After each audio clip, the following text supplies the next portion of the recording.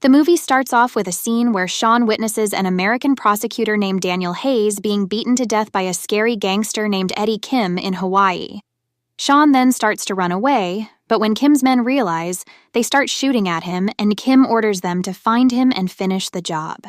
In the next scene, when Sean is at home watching the news about the recent incident, a few of Kim's guys are trying to break into his house from behind to kill him.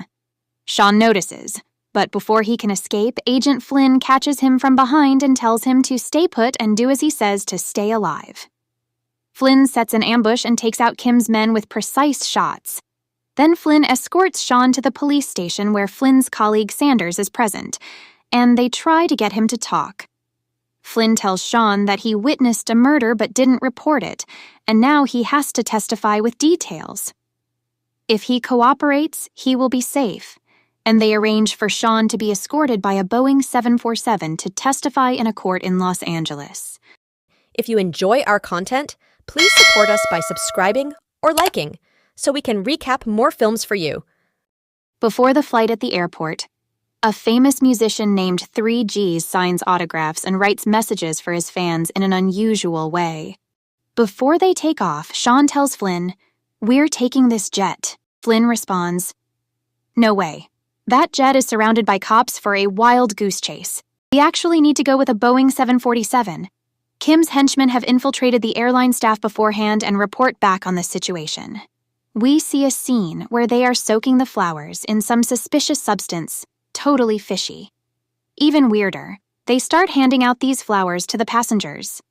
Later, the flight attendants inform the passengers that the VIP section has been reserved by the FBI to escort a person who is willing to testify against Kim.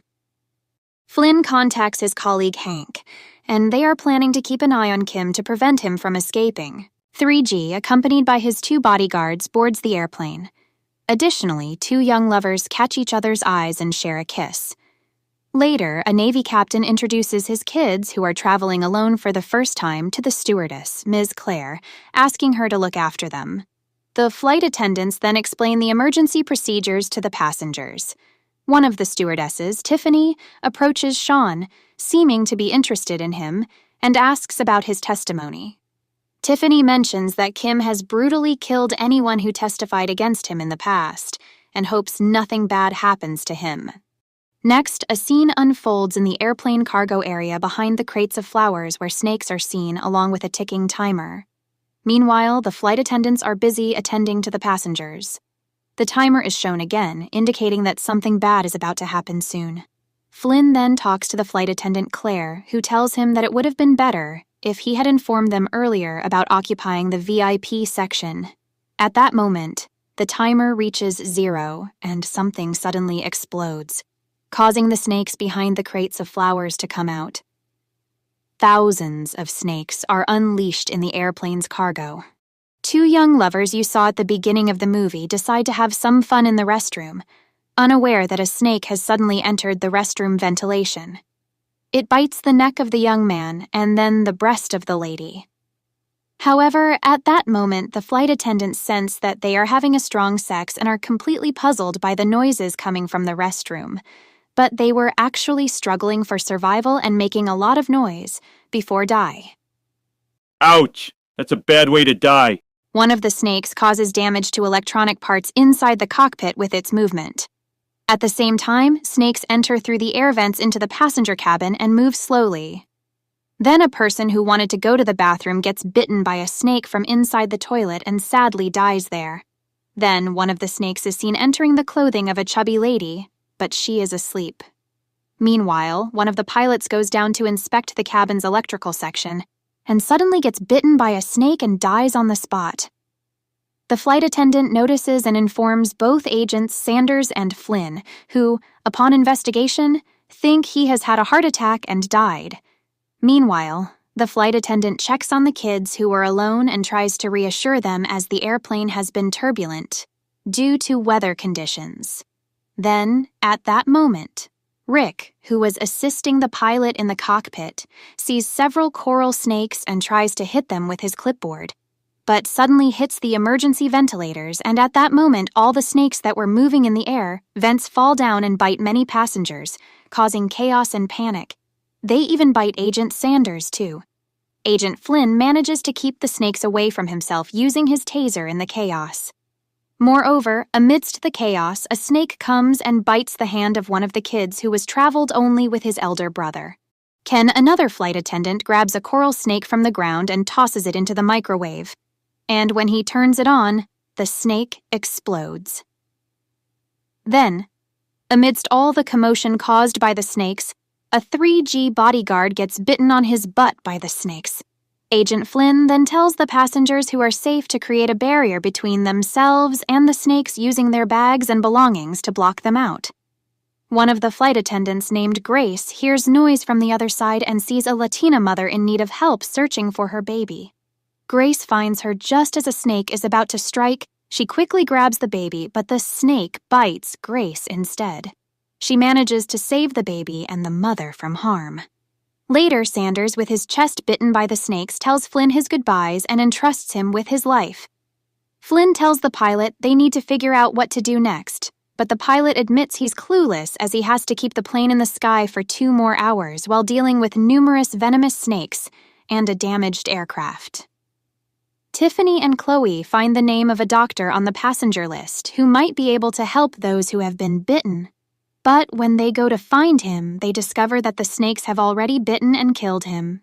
Flynn calls Hank and fills him in on the snake situation, telling him that if they can't get out of this mess, Eddie Kim will achieve his goal. They have many passengers who have been bitten by snakes, and if things keep going like this, no one will survive because we'll crash. Hank talks to his colleagues and tells them that he needs to quickly talk to a snake expert to get help on anti-venom. Then, the Latina lady with a baby says she can help the little boy who got bit by a snake with some olive oil because it has anti-venom properties. She eats a bit of olive oil and then sucks the venom out of the child's hand and spat it into a cup. Then Sean wants to help everyone, but Flynn doesn't allow it, saying, "If you die, all our efforts will be in vain." Hank finally finds a specialist named Price who says it depends on what kind of snake bit someone. Some snakes can kill within 2 minutes to 2 hours or 2 days, but some with a good night's rest can be fine. When Flynn steps up to talk to Price, he tells Flynn they need to figure out why the snakes got so riled up and attacked without any provocation. Price suspects a substance called pheromone may have made them aggressive and attack. We know that they sprayed on the flowers at the beginning of the film. Price continues, telling Flynn to send him precise details about the appearance of the snakes, because if they get the anti-venom wrong, everyone will die.